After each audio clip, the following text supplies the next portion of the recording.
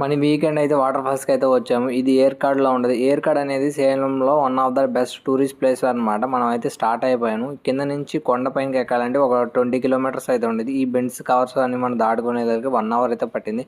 First of all మనం అయితే view point దగ్గరికి అయితే రీచ్ అయ్యాము. వ్యూ పాయింట్ అయితే సూపర్గా ఉంటుంది ఇక్కడ. ఒకసారి చూద్దాం రండి.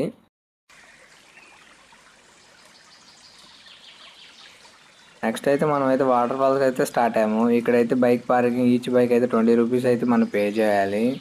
వాటర్ ఫాల్స్ కిందకి వెళ్ళాలంటే మనం నియర్లీ 200 స్టెప్స్ అయితే దిగుతా వెళ్ళాలన్నమాట. వెళ్ళేటప్పుడు ఎగ్జైటింగ్ అయితే వెళ్ళాము.